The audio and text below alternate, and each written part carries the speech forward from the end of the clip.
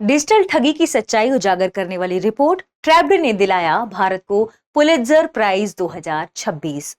भारतीय पत्रकारों आर के आनंद और सुपर्णा शर्मा को 2026 का प्रतिष्ठित पुलित्जर प्राइज मिला है। यह पुरस्कार उन्हें इलस्ट्रेटेड रिपोर्टिंग एंड कमेंट्री श्रेणी में दिया गया है।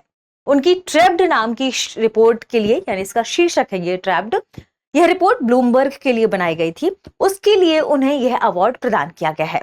उन्होंने यह अवार्ड ब्लूमबर्ग की पत्रकार नताली ओमिको पियर्सन के साथ साझा रूप से प्राप्त किया है। अब बात कर लेते हैं कि इस रिपोर्ट में ऐसी कौन सी चीज शामिल थी जिसकी वजह से इन्हें यह प्राइज, यह प्रतिष्ठित पुरस्कार प्रदान किया गया है।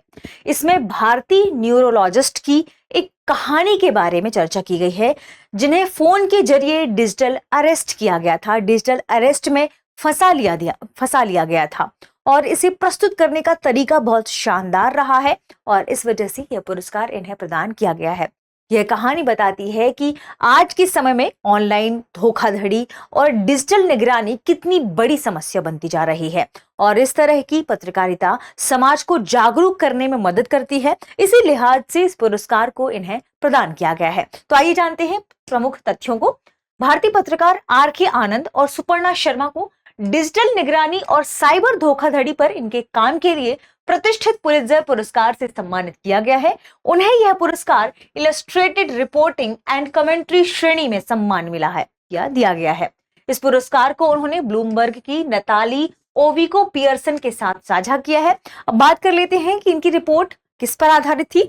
तो साइबर क्राइम पर रिपोर्टिंग के लिए उन्हें पुलित्जर पुरस्कार प्रदान किया गया है और उनकी रिपोर्ट का जो शीर्षक था, जैसे हमने पहले भी चर्चा में शामिल किया था, ट्रैप्ड। किस तरीके से लिखा गया है ये भी आपको ध्यान रखना है। TRA कैपिटल PPED, ठीक है, ध्यान रखिएगा। ये इस रिपोर्ट का शीर्षक था, टाइटल था, ठीक है। ब्लूमबर्ग के लिए यह बनाई गई थी। उन्हें एक भारतीय न्यूरोलॉजिस्ट की कहानी इसमें दिखाई गई है उनके द्वारा, जिसे फोन के जरिए डिजिटल अरेस्ट में फंसा दिया गया था, यानी बिना शारीरिक हिरासत के डिजिटल तरीके से उन्हें नियंत्रित किया गया और डराया गया। और इस कहानी को उन्होंने रोंगटे खड़े करने जैसी कई दृश्यों के साथ प्रकाशित किया है, ध्यान रखिएगा, ठीक है। रिपोर्ट में डिजिटल सर्विलांस यानी निगरानी और साइबर फ्रॉड के बढ़ते खतरे को भी दिखाया गया है। लोग इससे जागरूक हों, इससे बचें। पत्रकारिता का समाज को एक नया तरीका दिखाया गया है इस रिपोर्ट के जरिए, ठीक है। अब बात कर लेते हैं कि आखिर पुलित्जर प्राइज है क्या। पुलित्जर प्राइज को कोलंबिया यूनिवर्सिटी द्वारा दिया जाता है। किसके द्वारा? कोलंबिया यूनिवर्सिटी द्वारा, ठीक है, विश्वविद्यालय द्वारा।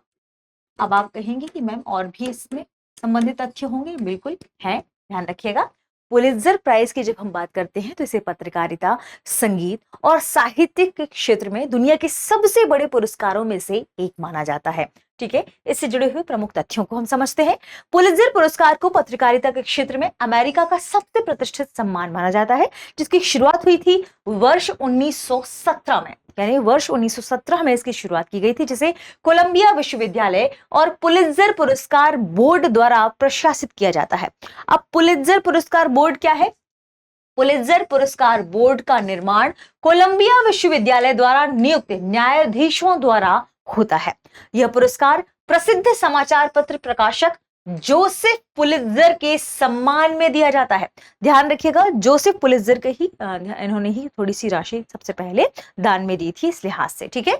तो जोसेफ पुलित्जर ने कोलंबिया विश्वविद्यालय में पत्रकारिता स्कूल को शुरू करने तथा पुरस्कार की शुरुआत करने के लिए अपनी वसीयत से पैसे दिए थे। सबसे शुरुआती समय की बात करें, इस पुरस्कार के लिए उन्होंने ही पैसे दिए थे और उन्हीं के सम्मान में इसका नाम क्या रखा गया है? पुलित्जर पुरस्कार रखा गया है।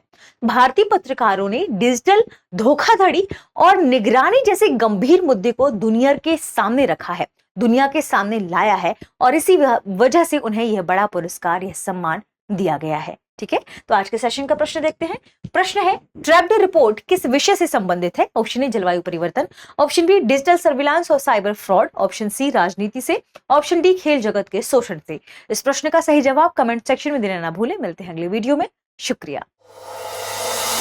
अब एग्जाम की तैयारी को और बेहतर करने के लिए हमारे चैनल को लाइक, शेयर और सब्सक्राइब करना ना भूलें।